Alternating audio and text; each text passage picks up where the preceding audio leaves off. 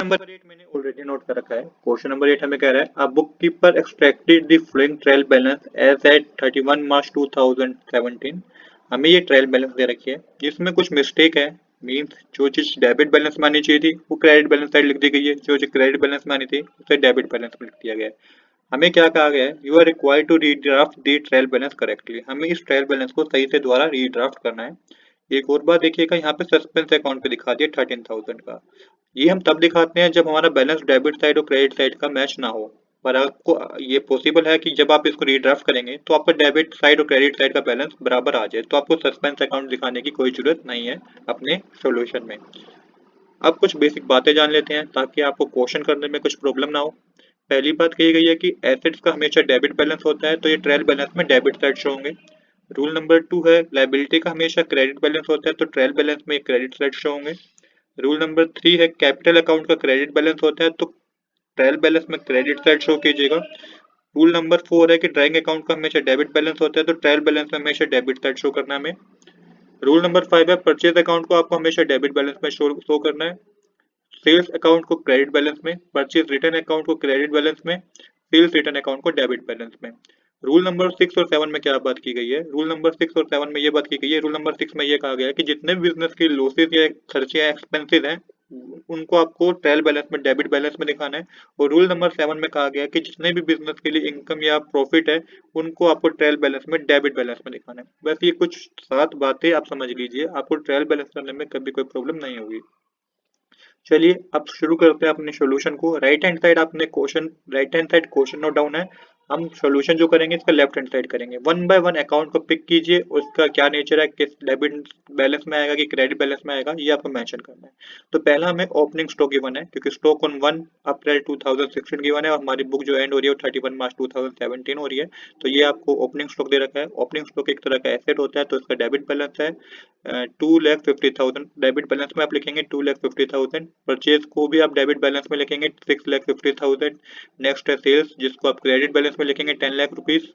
Motor vans इसको आप debit balance में लिखेंगे क्योंकि एक तरह का एसेट है 3,80,000 रुपीज। नेक्स्ट हमें गिवन है डेटर एक तरह के एसेट होते हैं, इसे डेबिट बैलेंस में लिखिए आप 1,50,000 रुपीज। साथ ही क्रेडिटर भी गिवन है हमें उसी पर्टिकुलर कॉलम में, तो क्रेडिटर लिखिए। क्रेडिटर एक तरह की लायबिलिटी होती है, सब क्रेडिट साइड लिखेंगे 94,000 रुपीज। प्रीमिसेस को आप डेबिट बैलेंस में शो कीजिएगा 3 लाख रुपीज। शॉप फिटलिंग्स को आप शो कीजिए डेबिट बैलेंस में जो कि कितना है 20,000 रुपीज। नेक्स्ट है हमें इंटरेस्ट ऑन ओवरड्राफ्ट जो कि एक तरह के लिए बिजनेस के लिए एक्सपेंस है तो डेबिट बैलेंस होगा, डेबिट साइड शो कीजिए 16,000 रुपीज।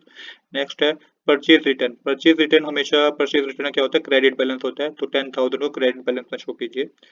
सेल्स रिटर्न का हमेशा डेबिट बैलेंस होता है, तो डेबिट बैलेंस में शो कीजिए 20,000 rupees. Lighting and heating business के लिए एक तरह का एक्सपेंस है, तो डेबिट बैलेंस होगा इसका 18,000 रुपीज मेंशन कीजिएगा डेबिट बैलेंस में। कैपिटल का हमेशा क्रेडिट बैलेंस होता है, तो क्रेडिट साइड आप शो कीजिए 5 लाख रुपीज। नेक्स्ट है हमारा डिस्काउंट रिसीव एक तरह के लिए बिजनेस के लिए इनकम मानी गई है, तो क्रेडिट बैलेंस में शो कीजिएगा 2,000 रुपीज। इसके बाद है रिपेयर बिजनेस के लिए एक्सपेंस है तो डेबिट साइड शो कीजिए 2,500 रुपीज। इलेक्ट्रिसिटी भी बिजनेस के लिए एक्सपेंस है तो डेबिट साइड शो करेंगे 6,500 रुपीज। बैंक ओवरड्राफ्ट बिजनेस के लिए एक तरह कर्ज है लायबिलिटी है, तो क्रेडिट बैलेंस होगा इसका 2 लाख रुपीज। नेक्स्ट है हमारा यहाँ पे देखेंगे क्लोजिंग स्टॉक दे रखा है, तो क्लोजिंग स्टॉक आपको जब भी ट्रायल बैलेंस में दिया होता है आप इग्नोर करेंगे। हाँ इसलिए अगर एडजस्टमेंट में दिया होता है तो उसका मेथड है इस तरीके से हम उसको मेंशन करते हैं ट्रायल बैलेंस में। तो यहाँ पे आप क्लोजिंग स्टॉक को आप इग्नोर कीजिएगा। क्यों इग्नोर कीजिएगा, क्योंकि ऑलरेडी परचेज में कवर हो गया है, ऑलरेडी परचेज में वो अमाउंट कवर हो गया। अगर मैं दोबारा इसको नोट कर दूंगा तो अमाउंट की डबल एंट्री हो जाएगा, डबल अमाउंट मेंशन हो जाएगा। तो आपको क्लोजिंग अकाउंट को इग्नोर करना है, सॉरी क्लोजिंग स्टॉक को आपको इग्नोर करना है। अब रेंट फॉर सबलेटिंग, तो ये इनकम है बिजनेस के लिए, तो आप क्रेडिट बैलेंस मेंशन कीजिएगा 15,000 रुपीज। बिल रिसीवेबल एक तरह का एसेट है, इसका डेबिट बैलेंस होगा तो डेबिट बैलेंस में 8,000 रुपीज शो कीजिएगा। अब देखिए लास्ट में हमें सस्पेंस अकाउंट दे रखा है 13,000 रुपीज, तो पहले चेक कीजिए क्या सस्पेंस अकाउंट की रियल में जरूरत भी है, क्योंकि अगर आपका डेबिट बैलेंस और क्रेडिट बैलेंस इक्वल आ रहा है तो सस्पेंस अकाउंट तो आपको मेंशन ही नहीं करना। तो यहाँ पे आपको सस्पेंस अकाउंट को इग्नोर करना है क्योंकि हमारा डेबिट बैलेंस और क्रेडिट बैलेंस दोनों इक्वल आ रहा है। डेबिट साइड हमारी आ रही है